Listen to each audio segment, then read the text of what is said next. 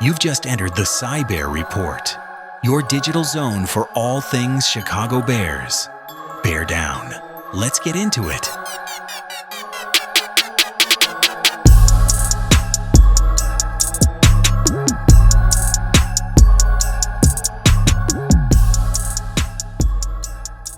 Welcome to the Deep Dive. Okay, let's unpack this. Imagine starting a new chapter full of talent and really high expectations. Yeah, that's exactly where the Chicago Bears find themselves as training camp kicks off. And today we're taking a deep dive into their strategic vision, the personal goals, the whole preparation process. Right. And we're hearing straight from the key voices. Head coach Ben Johnson, QB Caleb Williams, veteran D-lineman Grady Jarrett, and GM Ryan Poles. Our mission here is to really pull out the most important nuggets of knowledge about what it takes to build a winning team, from the ground up. And how these pros approach honing their craft day in and day out. You'll hear about everything from building trust to managing the daily grind. Yeah. Hopefully some real aha moments along the way. So what really jumps out right away is the intentionality. Everything seems very deliberate. How so?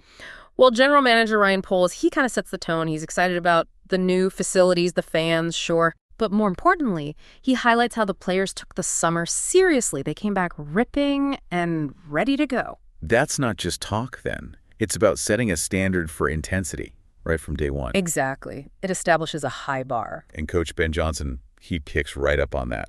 He sees camp not as the absolute start, but as the next phase of what began back in the spring. Mm-hmm.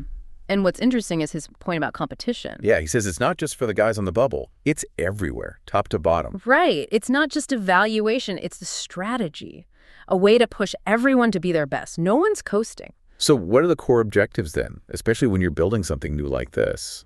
Johnson lays it out. Yes, fundamentals are critical, obviously, but the real emphasis, bringing the playbook to life. Okay. And really working hard on what they call situational football. Which isn't just knowing the X's and O's, right? It's applying it in specific game moments, high-pressure stuff. Precisely. It's that gap between knowing something and actually mastering it under fire. Now, here's where I thought it got really interesting.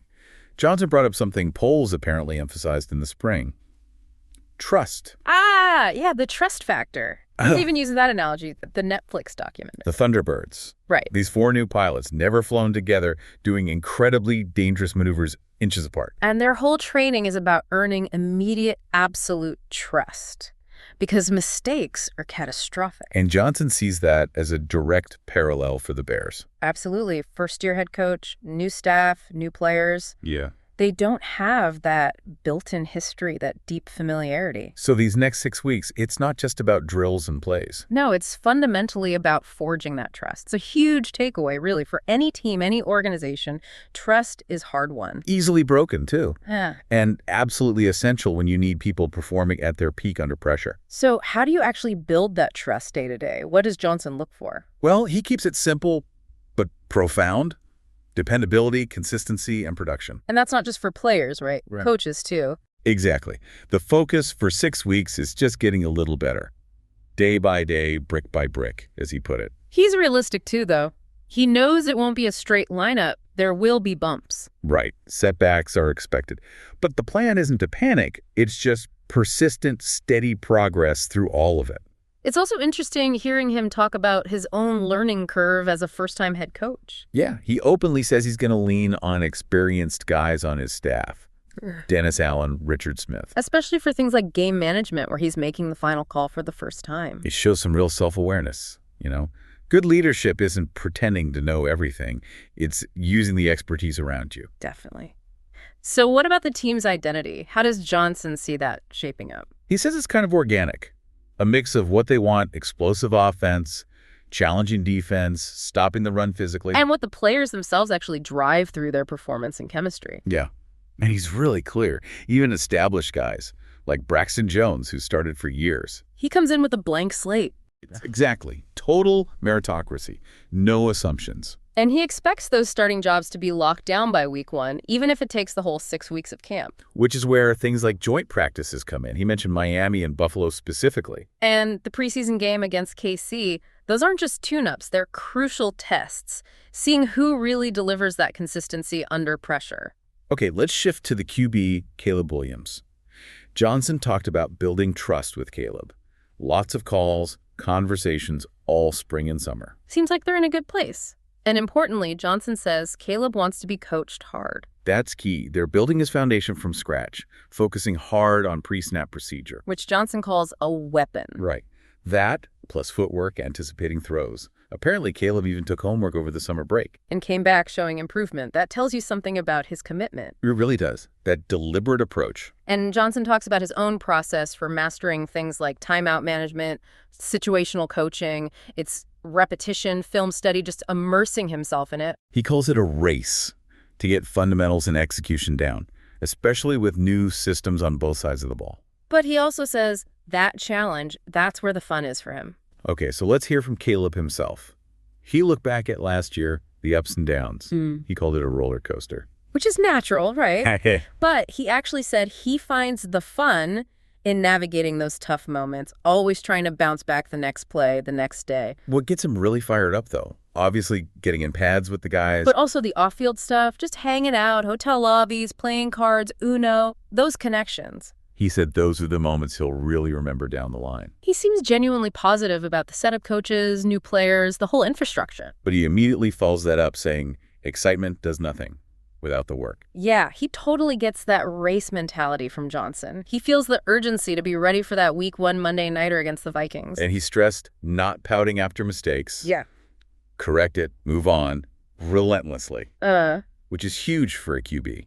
Absolutely vital. So does he have specific personal goals for this season? He does.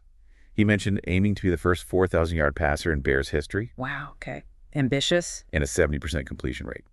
He connects that directly to helping the team stay on the field, stay in rhythm. Makes sense. But at the end of the day, it boils down to scoring points and winning games.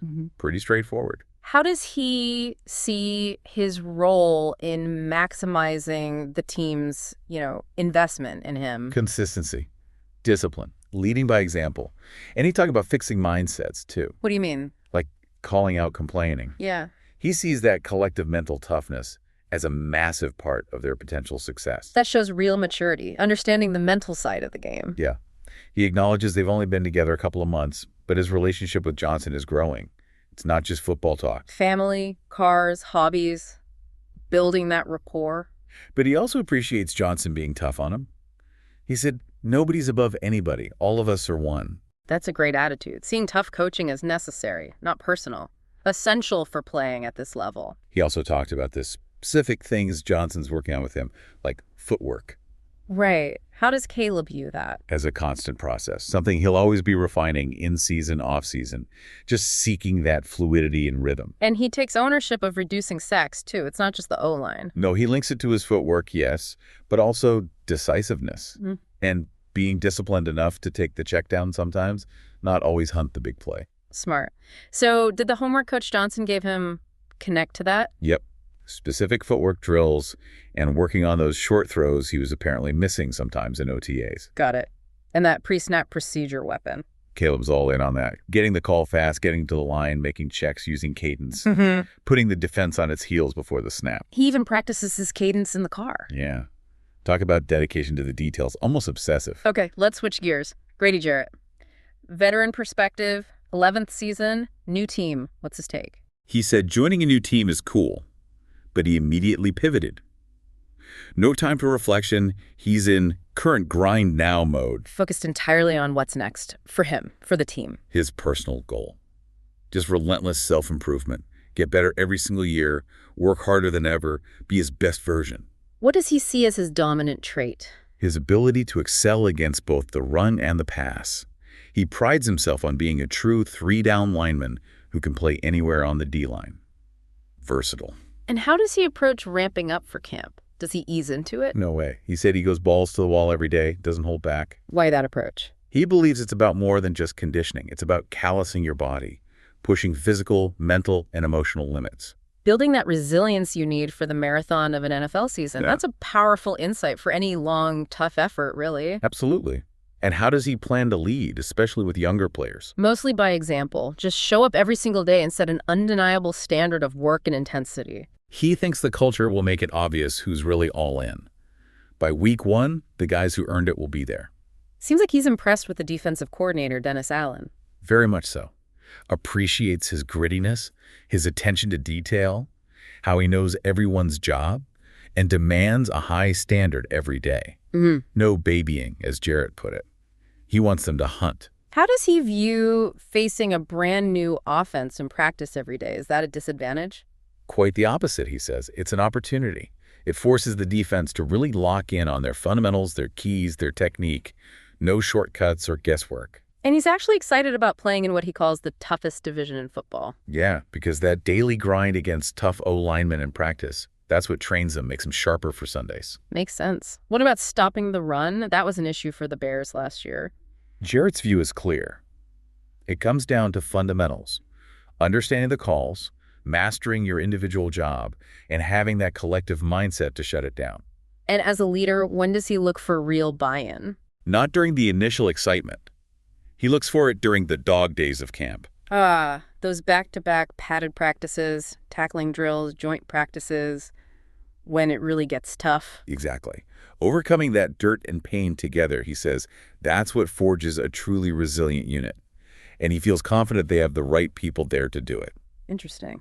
Does he think things like, say, where guys' lockers are placed matters much? He kind of downplayed that stuff. Said it's just about showing up and playing football. It doesn't matter where your locker is. And his leadership style, he doesn't call himself the vocal leader. No. His approach is just consistently putting his best foot forward, being positive, encouraging guys through his actions. Leadership by doing, essentially. What about supporting Caleb Williams? He wants to give him some big brother love, as he called it. Challenge him with a tough defense in practice, yes, but also build that off-field connection. Sounds like he's impressed with Caleb already. Oh, absolutely. Super impressed by his commitment, how bought in he is. Yeah. Called his talent out of this world. Mentioned seeing throws on the run that wowed him. And admitted he didn't realize how fast or physically strong Caleb actually was. High praise from a respected veteran. Definitely. So finally, GM Ryan Poles kind of wrapped things up. What were his key takeaways? He gave props to the crew for getting the facility ready, getting fans back, updated some player statuses. But the deeper point seemed to be about philosophy, right? Yeah. They're always looking to add competition. You see that with signings like Tano Payson or Trey Flowers, even later in the process. But maybe the most significant thing he mentioned was the alignment and stability within the leadership group. His focus now is just supporting Coach Johnson, the staff, the players, the whole organization. That speaks volumes about trying to build a healthy culture, doesn't it? Everyone pulling in the same direction. It really does. So, okay, let's bring it all together. What does this mean for you listening in? Well, we've heard a lot about real intentionality in building trust. It's not just a buzzword. Right. And that relentless pursuit of daily improvement, even when it's tough. Plus, the personal commitment it takes just to prepare. The coaches, the players, they're all saying this isn't just about plays and techniques. It's about forging that bond, that resilient mindset, often through shared hardship. So as you think about all this, maybe consider the parallels in your own life, your own work. How do these deliberate efforts building trust, enduring the hard stuff, embracing that constant, sometimes uncomfortable improvement? How does that translate into real resilience when the challenges, those dog days, inevitably show up? Something to think about. Thanks for tuning in to the Cybear Report. We're proud to be your voice in Bears Nation. If you liked what you heard, hit follow and spread the word. More news, more takes, more grit, coming your way soon. Don't forget to follow the show wherever you get your podcasts. And as always, bear down.